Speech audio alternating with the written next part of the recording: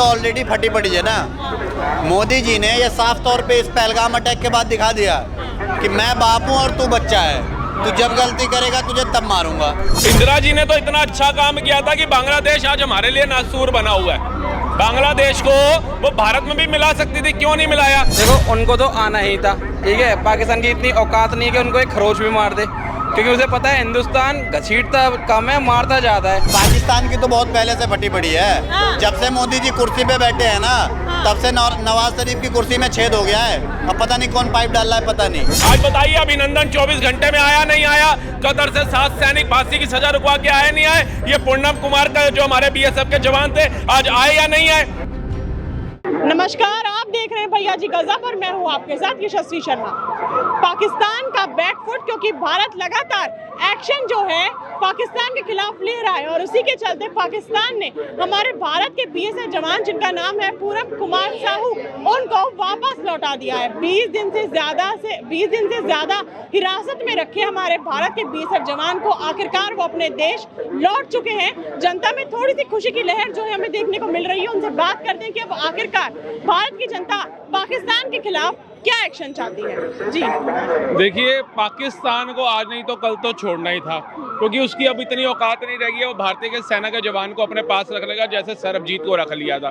ये नया भारत है, 2014 के बाद का भारत है। और खास तौर तो वो भारत में बैठे कीड़े मकोड़े जो भारत के प्रधानमंत्री और भारत की सेना पे प्रश्न उठा रहे थे, उनको एक तमाचा और पड़ा है। जो कह रहे थे ना कि वो भारत का बीएसएफ का जवान कब आएगा जो सीमा पार चला गया है, वो मूर्ख ये तो बता रहे थे वो कब आएगा। अरे ये कौन बताएगा कि बॉर्डर बंद हो गए थे, वीजा कैंसिल हो गए थे, युद्ध छिड़ गया था, उसके बीच में किसी की आवाजाही नहीं थी। जो हिंदू भी वहां रह गया तो वो वहीं रह गया। अगर कोई फॉरेनर किसी कंट्री का, चाहे वो अमेरिका का नागरिक हो, अगर वहां रह गया तो वो वहीं रह गया। तो इन्होंने हमेशा देश को भटकाने की रणनीति चली है।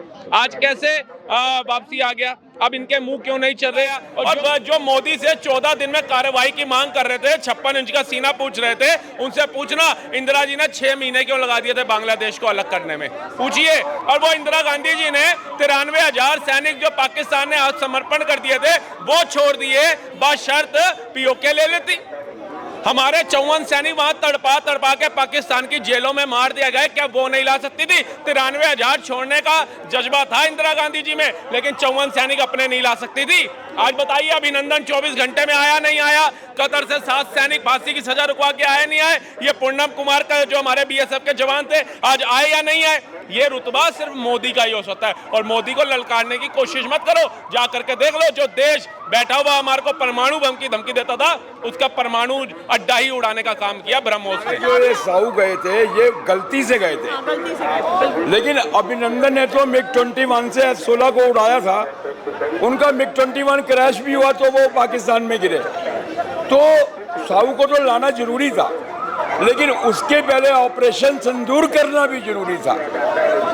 हमारे 26 मरे हैं और उसका धर्म पूछ के मारा गया, तो इसका जवाब देना जरूरी था। हमारी सेना, हमारे प्रधानमंत्री पूरी तरह निश्चित थे कि ये वापस आएगा, साहू वापस आएगा, और वो आया। क्योंकि सेकेंड वर्ल्ड वॉर के बाद स्विट्जरलैंड में वारसा पैक्ट हुआ था, वारसा संधि हुई थी, उसमें ही ये रूल्स बने हुए हैं कि आपको सैनिक वापस करने पड़ेंगे। जीवन में फिर शरीर ही आता उनका पार्थिव, वो नहीं आते। ये नरेंद्र मोदी है। 56 इंच का सीना जो लोग पूछ रहे थे और जो लोग बोल रहे हैं ना मोदी जी ने पीओके नहीं लिया, पूरा भारत साथ था, पूरा विपक्ष साथ था, सब साथ थे। अरे भैया, नेहरू जी ने दिया ही क्यों था, ये पूछा किसी ने? इंदिरा जी इतनी सक्षम प्रधानमंत्री थी, उन्होंने क्यों नहीं लिया PoK? Rajiv Gandhi ji well educated थे, क्यों नहीं लिया पीओके? नरसिम्हा राव जी ने क्यों नहीं लिया? मनमोहन सिंह जी ने क्यों नहीं लिया? सारी उम्मीदें मोदी से, और फिर कहते हो 11 साल में मोदी ने किया क्या है? मोदी के ऊपर ये आरोप लगाते हो, फिर कहते हो किया क्या? इस युद्ध के अंदर 2 चीजें बहुत बढ़िया लगी, एक पाकिस्तान को नानी याद आ गई और चमचों को राहुल गांधी की दादी याद आ गई। फर्क तो ये देखो, आपस में फर्क कर देते हैं। अभी हम आपस में, तुम अमीर हो तो तुम्हारे लिए अच्छे हैं, अब अगर हम लोग मेहनत कर रहे हैं, हम लोग को मेहनत करने नहीं देते लोग। आर्मी में कौन सा अमीर गरीब होता है? जवान जवान होता है। अमीर गरीब देख रहे हैं। अंबानी का लड़का गया आर्मी के अंदर, बताइए। अडानी का गया, किसी साहूकार का लड़का जाता है आर्मी में? वो जाता है जिसके दिल में वतन फरोशी होती है, ठीक है, वो लोग जाते हैं। जिसके दिल में झंडे का सम्मान होता है वो लोग जाते हैं। और मोदी जी जाते ही हैं घूमने के लिए, हर जगह जाते हैं। हाँ। जाते हैं ना, उनको क्या है, अभी राशन की बात आई थी, 5 किलो राशन दे दिया। अरे युद्ध हो गया, राशन खा पाओगी तुम? अरे युद्ध की युद्ध हो गया, तुम्हारे घर पे रफेल गिर रहे हैं, वहाँ के पाकिस्तान के बम गिर रहे हैं, तुम आटा चावल गूंदना बैठोगी? ये तो वही बात हो गई, आटा गूंदना और हिलना भी नहीं है। अरे तुम लोग अपने अपने भाषण देते हो, क्यों तुम लोग ना, तुम बीच के ही होते हो। अच्छा, हाँ। ये वो बीच का नहीं था, दरबार साहब में मिसाइलें गिर दी है, जम्मू कश्मीर में मिसाइलें गिर दी है, राजस्थान में गिर दी, ये आंटी बची हुई है। आपको राम का शुक्र मनाओ, अरे भाई, राम का शुक्र मनाओ कि दिल्ली तक मिसाइल फेंक मोबाइल पे देख के ना भाषण दे लो, कोई भी दे सकता है। तुम मोबाइल पे देख कौन सा के, मोबाइल देख रहे हो आंटी? आंटी क्या बात है, अरे तुम्हारी आंटी सही बात कौन है, सा मोबाइल है? पढ़े लिखे हैं, पढ़े लिखे हो। हाँ, समझते हैं चीज को। आप आर्मी से भाजपा सरकार से सहमत मैं क्या है? करती हूँ, खिलौने बेचती हूँ, बताओ। अरे किसी का काम नहीं, किसी का काम पे बताइए, देखिए काम पर्सन पे में चाहिए, पर्सनल काम क्या पे लेना नहीं, है, काम पे अपने नहीं। विचार। क्या करते हो? अरे अंकल क्या कर रहे हो यार आप? फ्री में खाना मिल रहा है आपको? तेरे को मिलता फ्री में। मिलता फ्री में, मिलता नहीं है। अरे तू तो नहीं सो है, फालतू मत बोल, पर इतना ऑर्गेनाइज याद करेगा तू? नहीं सुनिए, वेट करने आते हैं तुम लोगों को, अच्छे खासे लोग भी ना गुरुद्वारे जाके खाना खा रहे हो। नहीं सुनिए, सुनिए, बात कर रहे हैं गुरुद्वारा, गुरुद्वारे कौन नहीं खाना खाता है? मतदान भी करना चाहिए, बात कर रहे हैं। देखो उनको तो आना ही था, ठीक है। पाकिस्तान की इतनी औकात नहीं है कि उनको एक खरोच भी मार दे, क्योंकि उसे पता है हिंदुस्तान घसीटता कम है, मारता ज़्यादा है। तो एक खरोच भी नहीं है, ये बड़े आधा सम्मान से उन्होंने भेजा है कि अभी तो वो 9 जगह उड़ाई हैं और 100 आतंकी मारे हैं, वरना पूरा पाकिस्तानी तबाह हो जाएगा। बड़ी इज्जत अनुसार इन्हें भेज दीजिए।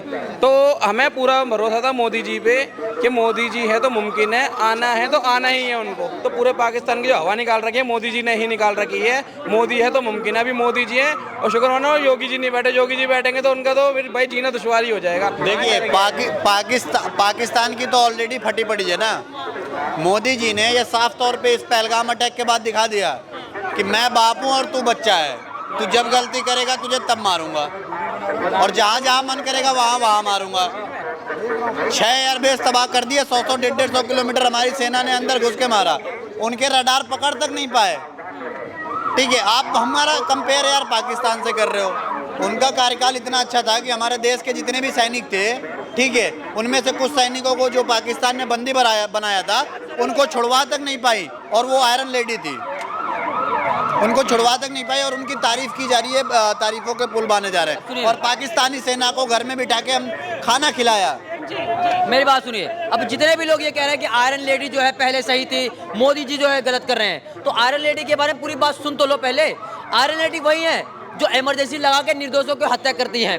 आयरन लेडी वही हैं जो 93,000 आतंकवादियों पाकिस्तानियों को पहले खाना खिलाती हैं, उसके बाद उनको पाकिस्तान वापस छोड़ देती हैं। बल्कि पाकिस्तान वाले हमारे जितने भी हमारे जो जवान थे उनको कभी नहीं छोड़ा।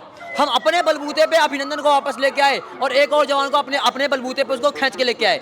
वो पाकिस्तान वाले कभी छोड़ते नहीं है। और यही लोग हैं, जब कभी हमारे देश में अटैक होता है ना तो ये लोग डरते हैं, ये ओबामा के पास पहुंच जाते हैं, ओबामा करते हैं। मैं ये कह रहा हूँ कि भैया पाकिस्तान के जो वजीर आजम थे, पूर्व वजीर आजम, उनका क्या नाम था? उनका नाम था भैया कि क्या नाम था, इमरान खान। जब वो अपना इज्जत नहीं बचा पाए, जब उनका जेल में रेप हो जाता है, तो पाकिस्तान हिंदुस्तान से लड़ेगा। पाकिस्तान की तो बहुत पहले से फटी पड़ी है। जब से मोदी जी कुर्सी पे बैठे हैं ना, तब से नवाज शरीफ की कुर्सी में छेद हो गया है। अब पता नहीं कौन पाइप डाल रहा है, पता नहीं।